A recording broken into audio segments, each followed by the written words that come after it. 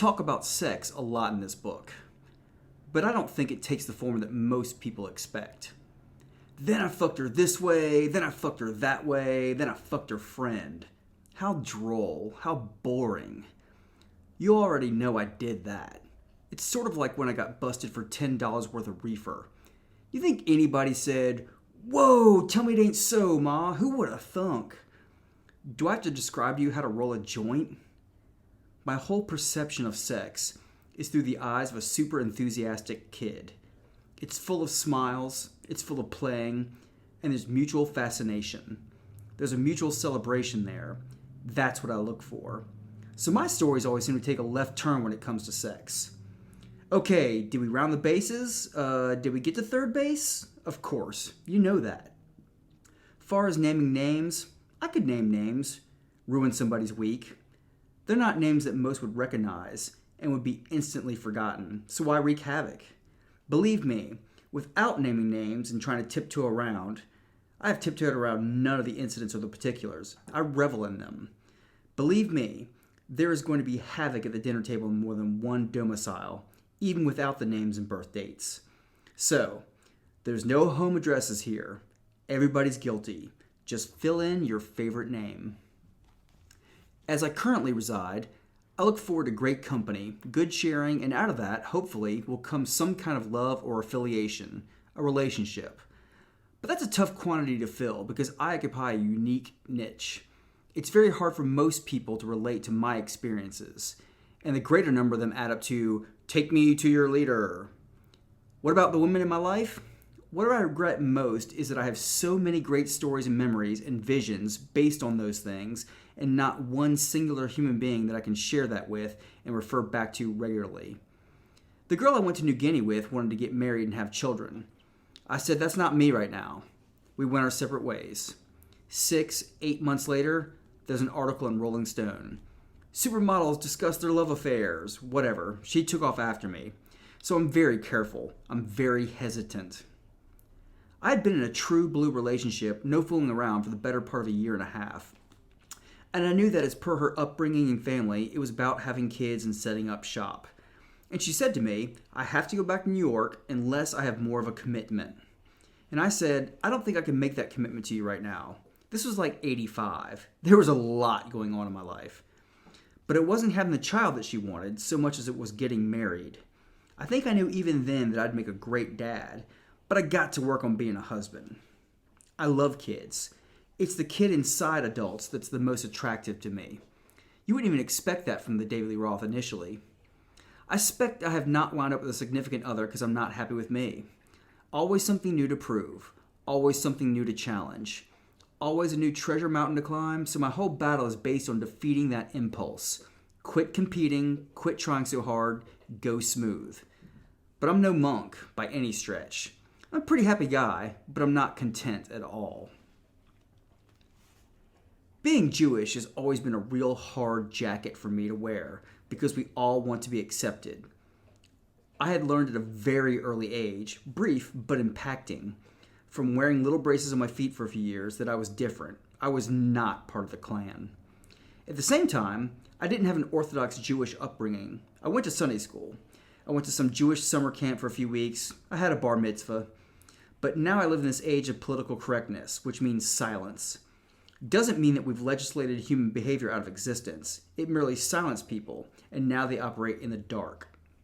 The best you can hope for as a Jew is to be tolerated. You'll never be accepted. You'll never be just one of the gang. You'll always be that Jew, or a Jew, or the Jew. Even a surgically mutated Michael Jackson can go on record with "kike me" and say, "Well, it's poetry." He will issue a little edict by saying he didn't really mean it. Maybe he used it as a publicity premise. It got the publicity. But had not a Jew raised their hand and said, "Hey, you, shut the fuck up," nobody would have said anything.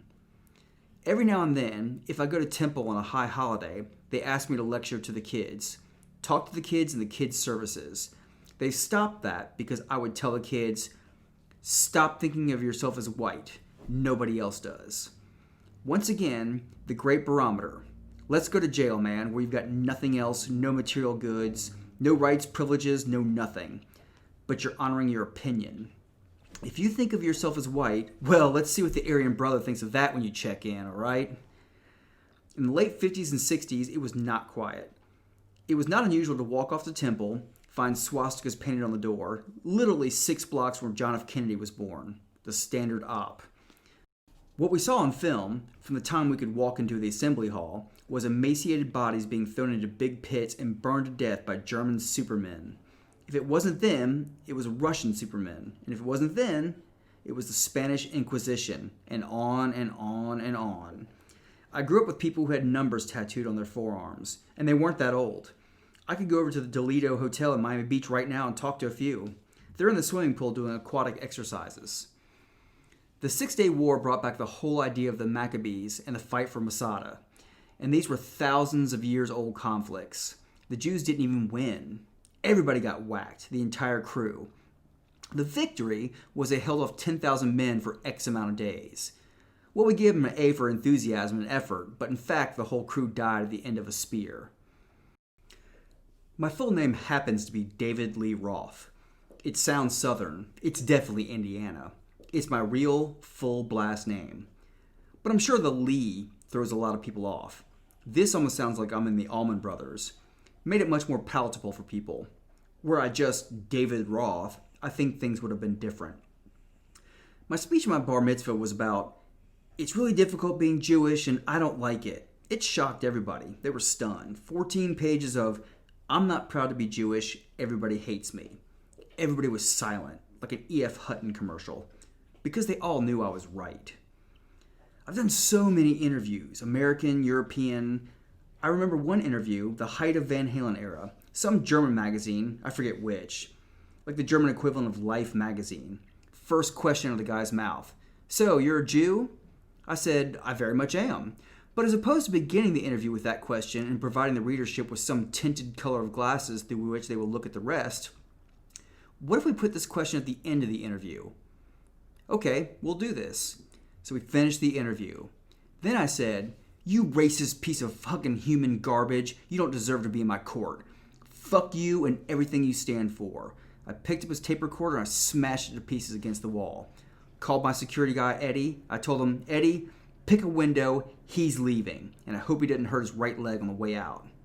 He was stunned. He'd never seen a Jew react like that. I come from a generation where there was a slight turnover in attitude, where we shifted from the turn the other cheek to a different kind of mindset. If you say, oh Dave, New York's full of Jews, Jewish people are accepted all over the world now, somebody has conned you. You're in dreamland. If you believe that, you live where Tinkerbell lives. Here comes the Syrians and the Iraqis armed with Chinese weaponry, roaring across the border for that little crescent of land. The only reason Israel exists is it's just another little parcel that landed on our doorstep that the British gave us with the Balfour Declaration. Let's find a nice little slice of geography that's non-productive, non-fertile, unplantable, non-livestock usable land. It's pretty rare to find that. They found it. They said, this is yours. It was only when the Israelis cultivated it and made it alive and valuable that everybody else suddenly started lobbing grenades over the fence. Still continues. I didn't study at the hand of a Talmudic scholar. I did learn that learning is sacred and reading is great. I appeared on a television station, Much Music, the MTV of Canada. This fellow in his mid-20s showed up. You could tell from his smug attitude that he thought he was dealing with the guy from Motley Crue. He said, so Dave, we're going to talk about some things, if you don't mind, in this interview that you might not be familiar with. Okay, so we're not only smug, we're inept. I said, sure man, talk about anything. He said, now, you're probably not aware, but Thorne EMI, I said, I am. He said, what was I going to ask you, Dave? I said, you were going to tell me that Thorne EMI is a subsidiary division of the Ellis Corporation out of Italy, and that the Ellis Corporation manufactures landmines. And because of all the problems in Afghanistan since the Russian withdrawal, kids are getting blown up out in the fields, and that we should boycott Thorne EMI records in an effort to get the Ellis Corporation to quit doing what they're doing and go out of business. I said to him, you're about to dispense a kind of broad-based, hippy-dip generalization, one big simple cure. We're just going to put the landmine company out of business and everything's going to be fine. He said, do you have another idea? I said, yeah. There's no such thing as a broad-based, simple, generalized rules and policies that just solve everything. I said, You strike me as a crybaby who's only seen bloodletting on a screen that's 18 inches wide. For 2.5 years, I worked in surgery clinic as a night shift porter. I've walked in and had my union break, smoked a cigarette, covered with blood up to my armpits. You're talking about little kids blowing their leg off. I was the one who took the leg down to the freezer. Don't talk to me about your MTV generation perceptions. The guy said, well, what's the reason for having a landmine? Can't we just all get along together? Sure, Rod. Sure. I said, see that guy standing off camera over there? I'm pointing to Big Ed. Ed's 200 plus. He's a fireplug. I said, just imagine he wants to kill you. In fact, if he kills everybody in your family, he goes to heaven. It's now 73. Syrian battle, Golan Heights. Just imagine there are 9 of him in the studio right now, and they all get to go to heaven if they can kill you before this interview is over, because that's what the Syrian conflict was. I said, now, I'd sure hate to see the Jews disappear off the face of the earth, because the Syrians or Iraqis or the Iranians or the Lebanese or Egyptians or Palestinians have their way, that's what's going to happen. I'd hate to see the Buddhists disappear off the face of the earth in Tibet, because that's the way the communists would have it, okay? We can continue this. I'd hate to see the Karen tribesmen disappear off the face of the earth in Burma, because that's what the Burmese government would have. So I think maybe there's a time to take up arms or blow someone's off. He was silent. He was astonished. Okay, I understand that, he said. But hey man, my father works with UNICEF, and he's seen all of that. He knows what's going on. That's where I learned it from. I told him, well, go back to your dada, and you tell him that neither of you exist without somebody with a gun standing at the gate. He said, good idea, gun control. A lot of people carrying guns to school, a lot of people getting killed, and the death rate's climbing. Aren't you for gun control, David? I said, absolutely, but we gotta analyze something first here. I just need help with a little something, because about 5-6 years ago, my father was in his doctor's office. A fellow walks in with a briefcase and says, I have some court documents that need to be signed. Legal case. Pop says, not unusual. Let's go back in my office. Sign whatever you want. Went back in his office, closed the door, and the guy pulls out a loaded .357, puts it up to his head, okay? Says, surprise, I'm not really here from the court system. I'm going to tie you up, put you in the trunk of your car. We're going to go call your kid and make a few dollars. Leave in the car, tell him when you are, and everything will be cool. Anything goes wrong, I'm going to shoot you. Pop talks is cool for half an hour. Hey, put the gun down. Please, I'll do whatever you want. Just relax. After about half an hour, the guy lowered his weapon, and Pop smacked him in the head. Stunned him just long enough to make a beeline out the back door and ran 3 blocks down the street. So now my house is like the Berlin Wall because the guy got away. Rottweilers, strangers with loaded shotguns coming up and down the driveway. It was like that for a couple weeks. Lo and behold, they catch this puke. He's a scale, okay? They put him in the Pasadena lockup and they leave him in the drunk tank. Transitory. At Parker Center. Central Division is down in Chinatown. They overbooked 4-1. This guy stays in the drunk tank for 10 months, and the whole time he's in there, he's telling guys who are passing through on mostly a nightly basis, yeah, man, Lee Roth stole my helicopter, man. He ripped off my girlfriend, Kathy Lee Crosby. He owes me $250,000 on a drug deal. And on and on. Space age. This is a cadet, okay? 10 months passes by. They're going to transport him from the lockup down to a car to take him to Chinatown, where 2 of his buddies jump out of lowriders and bust him free, like the Old West. They beat up 2 of the cops, steal the weapons, and disappear into the sunset. 10 days later, he gets in a shootout with a SWAT team, and they kill him under a Toyota. This guy took on the whole LAPD, 20 blocks from my house. Now, you look me right in the eye and tell me that I shouldn't sleep with a gun.